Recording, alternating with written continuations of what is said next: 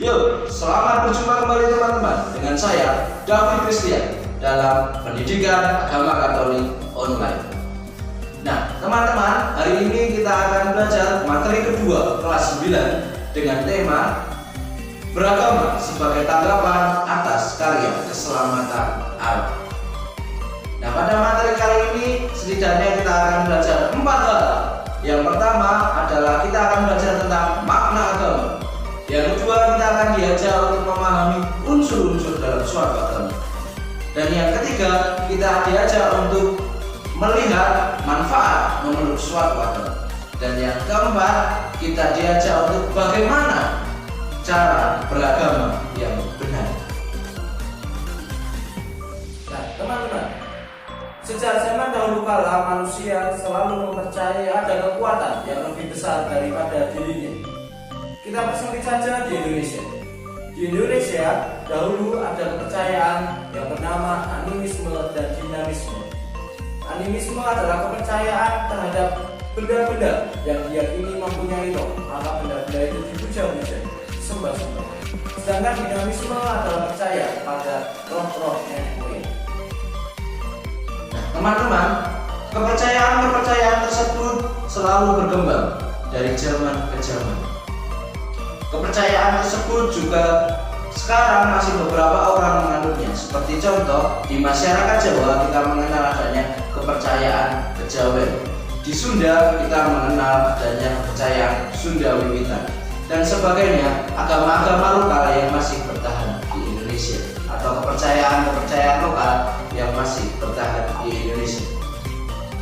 Daripada itu kita bisa melihat teman-teman bahwa ternyata di Indonesia ini masih percaya akan sesuatu yang lebih kuat, lebih besar daripada dirinya. Ya, itulah kepercayaan terhadap Sang Pencipta.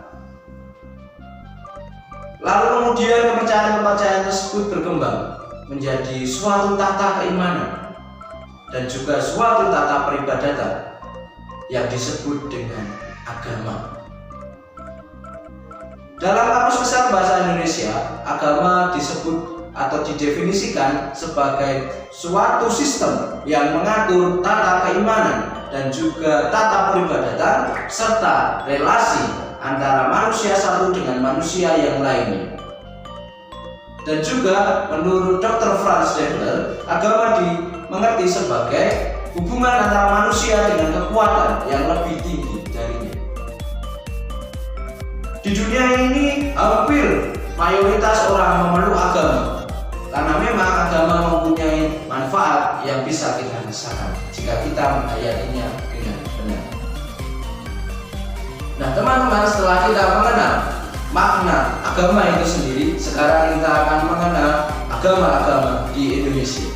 Di Indonesia, teman-teman, kita mengenal adanya 5 agama dan 1 kepercayaan, yaitu agama Islam, Katolik, Kristen Protestan, Hindu dan Buddha, dan 1 lagi kepercayaan Konghucu. Nah, di dalam setiap agama tersebut paling tidak ada unsur-unsur yang sama, teman-teman, bahwa sistem tersebut bisa dikatakan sebagai sebuah agama. Yang pertama adalah setiap agama pasti memiliki tempat ibadah. Teman-teman bisa melihat gambar di samping saya ini. Nah, kita bisa melihat bahwa ternyata agama Islam memiliki tempat ibadat yang bernama masjid. Lalu agama Katolik dan Kristen kita menyebutnya memiliki tempat ibadah yang bernama gereja. Lalu agama Hindu memiliki tempat ibadah yang dinamakan pura. Sedangkan agama Buddha memiliki tempat ibadah yang dinamakan vihara. Nah, teman-teman, selain tempat ibadah, kita juga mengenal adanya unsur suatu agama, yaitu setiap agama pasti memiliki jemaat.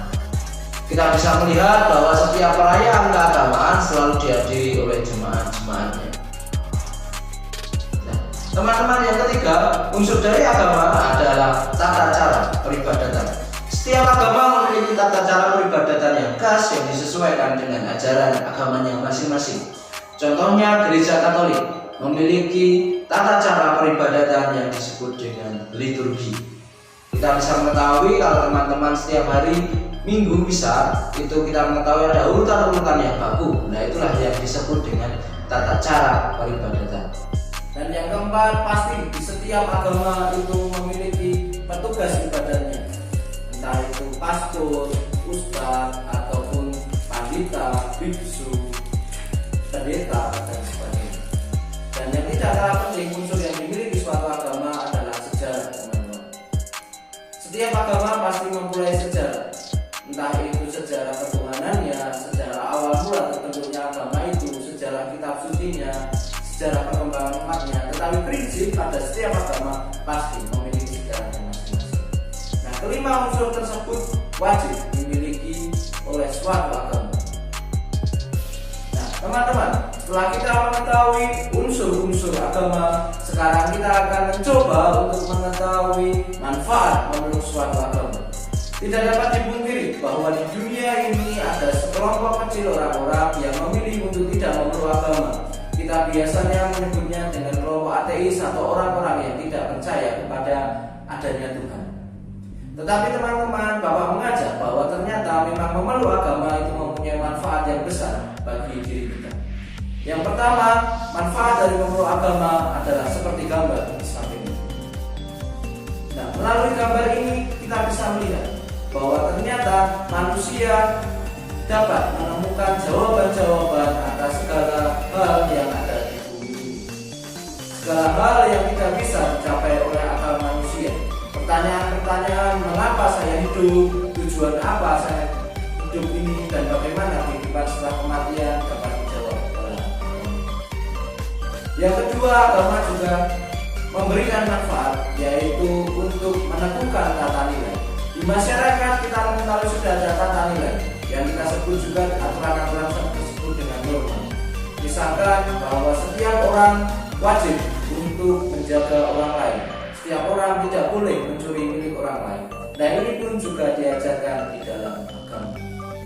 Dan yang ketiga yang tidak kalah penting, teman-teman bisa melihat ilustrasi gambar di belakang saya. Nah, ilustrasi gambar ini mengisahkan bahwa melalui agama kita bisa mendapatkan perlindungan. Jika kita masih sendiri, jika kita merasa gundah gulana, merasa galau, kita mendapatkan perlindungan. Karena Tuhan tidak mungkin meninggalkan kita sendiri. Dan yang keempat adalah memuaskan kerinduan. Manusia memiliki kecenderungan untuk merindukan sesuatu yang jauh di sana. Konsep transendensi atau Allah yang jauh, yang tidak dapat dicapai oleh manusia. Allah yang transenden, artinya Allah yang jauh. Manusia tidak dapat menggapai itu. Tetapi melalui agama kita diberikan jembatan agar kita bisa menggapai Allah yang transenden itu menjadi Allah yang immanent, Allah yang hadir di dalam setiap kehidupan kita, di dalam setiap perilaku kita. Misalkan kita mendapatkan pertolongan, oh ternyata dalam pertolongan itu kita merasakan Tuhan yang berkarya di situ. Nah, itulah manfaat dari agama. Nah, setelah kita mengetahui tadi satu, makna agama, dan yang kedua adalah unsur-unsur suatu agama, dan yang ketiga kita mengetahui manfaat beragama. Sekarang yang keempat yang tidak kalah penting, kita akan berefleksi bagaimana cara beragama yang baik. Untuk itu saya akan mengambil suatu buku yang dapat menjelaskan hal ini. Buku tersebut adalah Kitab Suci. Nah, teman-teman silakan buka di Injil Lukas bab yang ke-18 ayat yang ke-9 sampai dengan ke-14. Lukas bab 18 ayat 9 sampai dengan 4.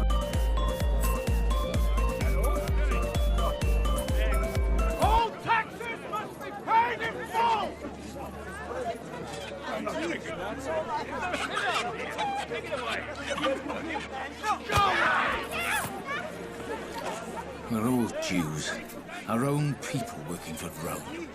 Makes me sick. Collaborators. Let's move on.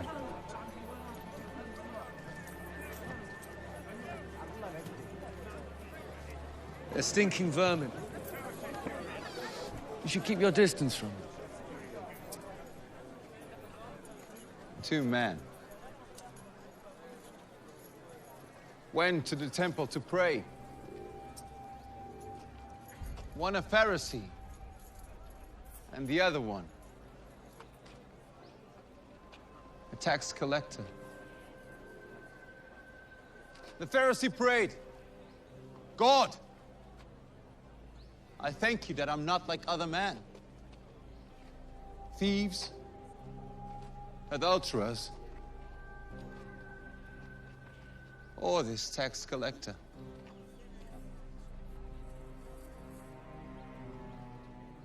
But the tax collector didn't even look up to heaven.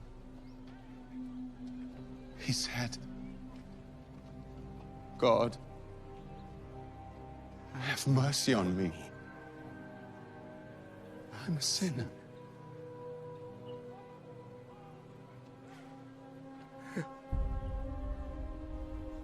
God bless the tax collector, not the Pharisee. Anyone who praises himself will be humbled. And anyone who humbles himself will be praised. Menurut kamu, manakah dari dua tokoh tadi yang mencerminkan beragama yang baik? Apakah orang Farisi ataukah si pemungut cukai? Tentu jawabannya adalah si pemungut cukai. Walaupun orang Farisi adalah dalam tanda kutip orang yang tahu beribadah dan orang yang dianggap suci pada waktu itu, sedangkan pemungut cukai adalah orang yang berdosa yang dianggap hina karena pekerjaannya. Tetapi dalam pemahaman tadi kita diperlihatkan bahwa ternyata seseorang yang kita sebut pemungut cukai itu mampu menghayati agama. Agama tidak digunakan untuk pamer, teman-teman.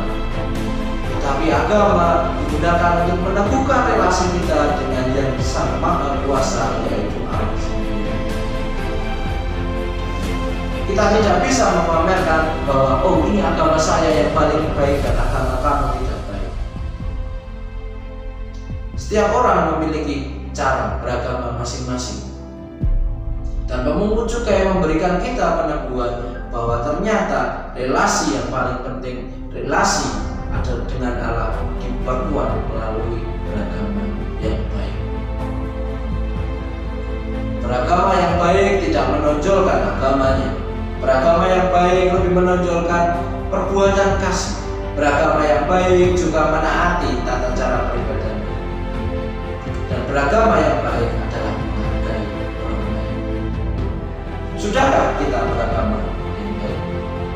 Sudahkah kita menghayati agama kita sebagai pedoman hidup kita dan sebagai cara kita untuk menanggapi karya keselamatan? Pertanyaan refleksi bagi kami.